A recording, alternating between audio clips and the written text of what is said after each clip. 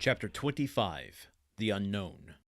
Day, for which Dante had so eagerly and impatiently waited with open eyes, again dawned. With the first light, Dante resumed his search. Again he climbed the rocky height he had ascended the previous evening, and strained his view to catch every peculiarity of the landscape. But it wore the same wild, barren aspect when seen by the rays of the morning sun, which it had done when surveyed by the fading glimmer of eve. Descending into the grotto, he lifted the stone, filled his pockets with gems, put the box together as well and securely as he could, sprinkled fresh sand over the spot from which it had been taken, and then carefully trod down the earth to give it everywhere a uniform appearance.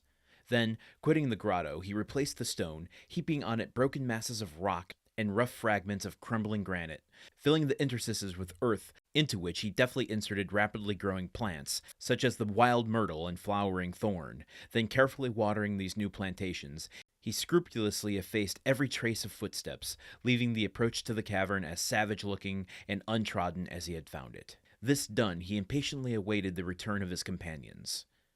To wait at Monte Cristo for the purpose of watching like a dragon over the most incalculable riches that had ever thus fallen into his possession satisfied not the cravings of his heart, which yearned to return to dwell among mankind, and to assume the rank, power, and influence which are always accorded to wealth, that first and greatest of all forces within the grasp of man. Welcome to Chapter 25. A couple of things I want to point out right away before we even get into the action here. We had talked about this for the last chapter, which had differing titles based on which translation you're reading. Here, the title chapter is called The Unknown, and in the Penguin Classics Robin Buss translation that I'm also reading, it is called The Stranger, which is interesting because both have very different connotations. You know, the unknown kind of evokes an idea of we are embarking on something uncharted, narrative-wise. The stranger kind of is a intentional misnomer. It's in itself evoking a kind of suspense. Is a stranger going to show up on the island and interrupt Dante's hoarding of the treasure? Is Dante going to be a stranger as he returns among men, as he says at the end of this passage? Is Dante a stranger to himself? So the stranger is more evocative, but I kind of prefer the title The Unknown because it, to me, more reflects where we are in this story. But also, now I can't read from the Robin Buss translation because it's copyrighted, so I'm just going to point out, and I can read the line from here, when Dumas is comparing Dante's sentry over Monte Cristo here to that of a dragon, in this translation, the original anonymous translation, it says, to wait at Monte Cristo for the purpose of watching like a dragon over the most incalculable riches that had fallen into his possession, satisfied not the cravings of his heart, However, in the Robin Buss translation, the word that's used is useless treasure. And so that seems like a pretty distinctive difference. Why does one translate it as useless and the other as incalculable riches? In a way, it almost feels like a different commentary on Dante's character and psychology in this moment, because when you look at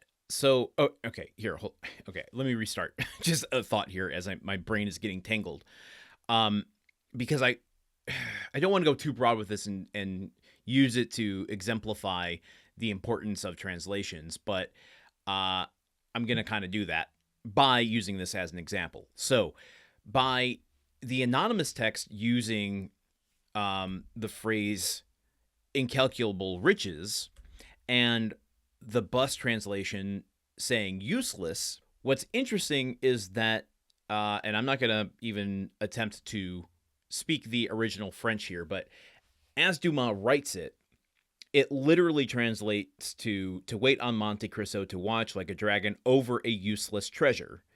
And so there is a more intentionality on the part of the anonymous translator to romanticize Dante's treasure as an achievement rather than as a psychological reflection. Bus in that translation opts for the more literal and authentic translation to Dumas', I think, intention, which introduces a more morally charged idea about this treasure.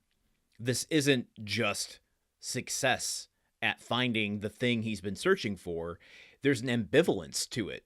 It is a life-changing thing, but it is somewhat hollow, and it's a treasure that can't be operationalized yet. So it is kind of useless at the moment because he's trapped on this island, no way off, and he even has to wait for someone to come and pick him up, or he has to find a way to transport this off the island. So, like, this is kind of a useless treasure at the moment. And I think what it's trying to, the difference between these translations is trying to inject is like showing Dante as vigilant versus the more ambivalent option, which shows him as like a bit greedy and hoarding for hoarding's sake.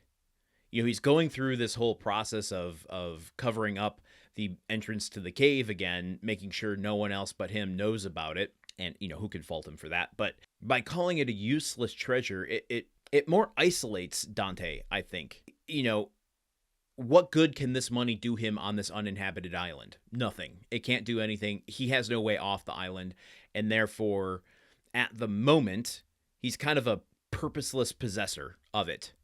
You know, whereas the anonymous translation makes him kind of a guardian of destiny. You know, this is, and I fell into that trap myself in the last chapter, at the end of that last chapter, saying that this is representative of all of the things he wants to do to transform himself.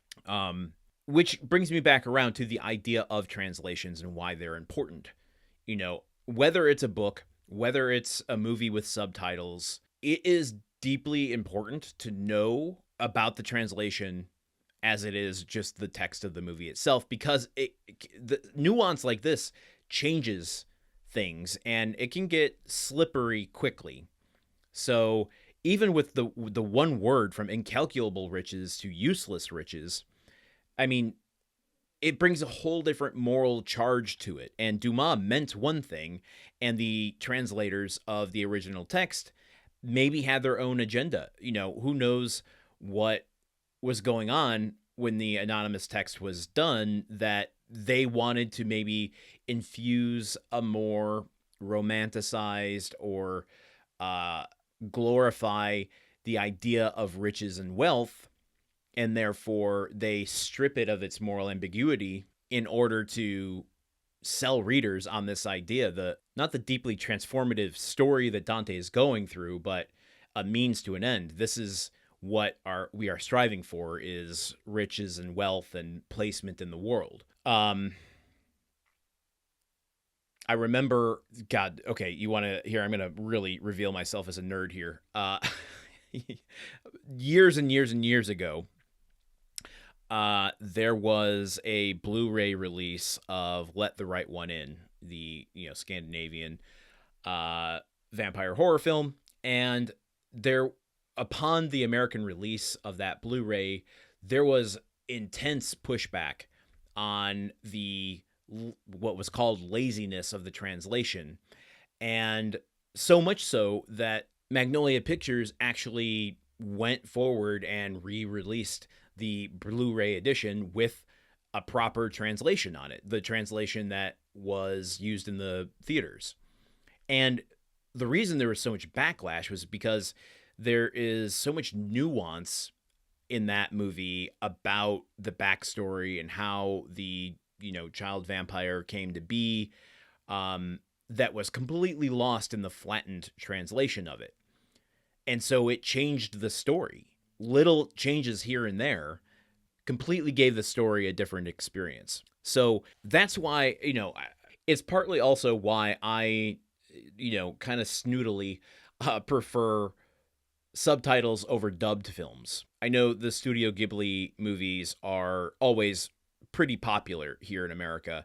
The Ghibli Festival is always showing the films theatrically every year, which is awesome. So people can, experience that magic. And the magic translates, regardless if you're watching it subtitled or dubbed. But there is something that's lost, particularly with like movies like Spirited Away, which is about a character needing to reclaim her name, that tend to be lost in the American performances and translation of the original text. So I always recommend, and at least for myself, I always seek out the subtitle over the dubbed wherever possible. Boy, oh boy, what a way to start chapter 25. I did not expect to go there or for this long in this episode. Let's continue tomorrow with more of chapter 25 as we are getting underway. I'm curious how Dante is going to get these riches off this island. So let's just continue and see what happens. We enter into the unknown. Join me here tomorrow. Okay, goodbye. The Countdown of Monte Cristo is part of the Gruntwork Podcast Network. This show is produced, edited, and hosted by Landon Solano. The original text of The Count of Monte Cristo by Alexandre Dumas. Theme song by Magic Solo. If you want to support the show and others like it, visit patreon.com/gruntworkpod. Thank you for listening. See you tomorrow.